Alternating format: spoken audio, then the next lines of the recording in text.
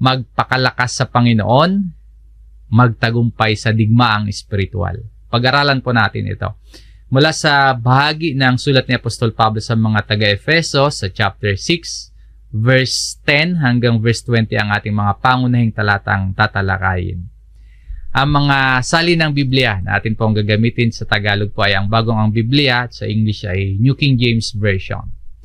Ang bahagi ng sulat na ito ni Apostol Pablo sa mga taga-Efeso dito sa chapter 6 ay pagtuturo o pagmumulat na ang buhay ng bawat Kristiyano ay nahaharap sa pakikipaglaban, nahaharap sa pakikipagdigma spiritually. So kung tayo po ay mga mananampalataya at nag-aakalang ang pinakamalaking problema natin sa buhay na ito ay laban sa mga hinaharap natin sa mga pisikal at mga material na pagsubok, maaaring nagkakamali po tayo ng focus at maaaring kulang pa yung ating pagkaunawa sa kabuuan ng ating buhay. Dahil ang totoo, tayo po, ang bawat sa atin, sa paglalakbay natin sa buhay na ito, tayo ay nasa gitna ng isang labanan o kaya digmaang madalas ay hindi natin nakikita. Sabi nga dito, Ephesians chapter 6 verse 11, upang kayo'y makatagal laban sa mga pakana ng dyablo.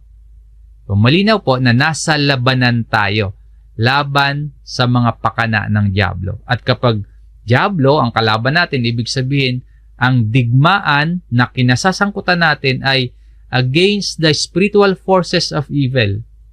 Hindi laban sa laman at dugo. Kaya ang sabi ni Pablo sa kasunod na talata, sapagkat ang ating pakikipaglaban ay hindi laban sa laman at dugo, kundi laban sa mga pinuno, laban sa mga may kapangyarihan, laban sa mga kapangyarihang di nakikita na naghahari sa sanlibutan sa kadilimang ito, laban sa hukbong espiritual ng kasamaan sa kalangitan.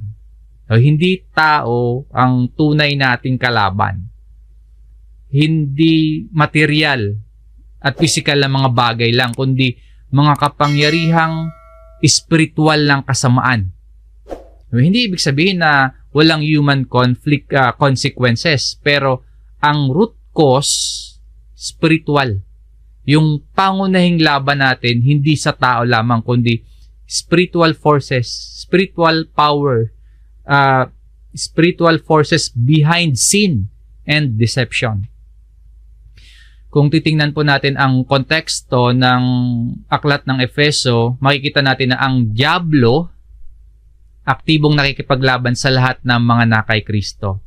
Dati, ang kalagayan natin bago tayo mapasa kay Kristo, noong patay pa tayo sa kasalanan, hindi natin kaaway ang dyablo. Sa katunayan, sumusunod pa nga tayo sa kanya na hindi natin namamalayan.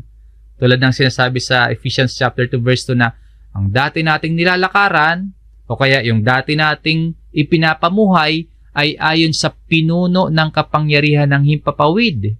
Ito yung espiritong naghahari nung panahon na ayaw pa nating pasakop sa Diyos. Ibig sabihin, dati hindi tayo kalaban ng dyablo. O kaya dati tayo ay nasa ilalim ng kanyang impluensya. Hindi pa tayo nakikipagdigma laban sa dyablo. Dati yon. Pero ngayon, tayo ay na kay Kristo na. Magmula nung tayo ay mapasa kay Kristo, doon nagsimula yung tunay na labanan.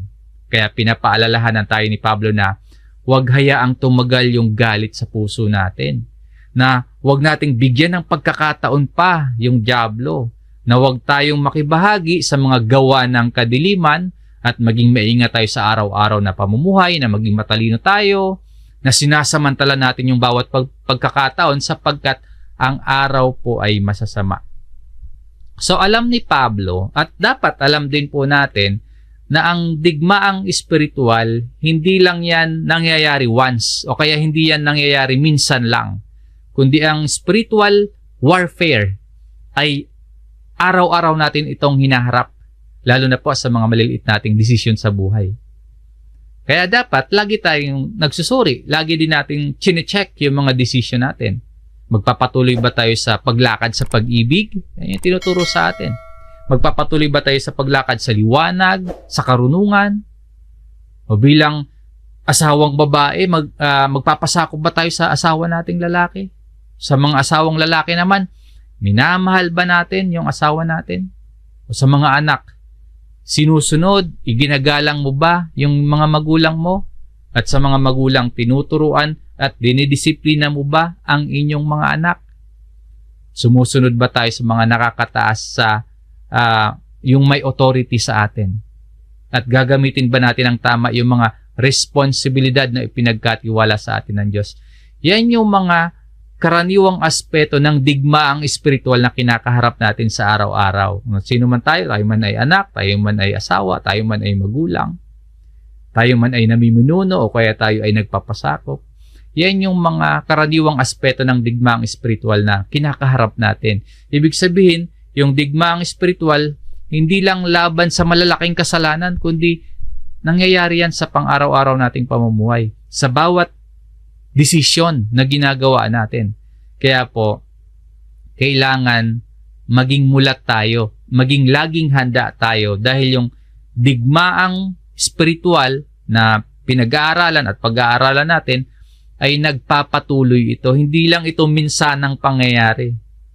Kahit hindi natin nakikita, kahit hindi natin nararamdaman, nandyan yan, nagpapatuloy yan.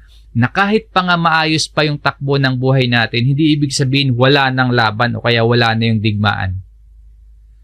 Ngayon, kung ang buhay Kristiyano ay isang digmaan, may mga mahalagang tanong tayong lilinawin at sasagutin.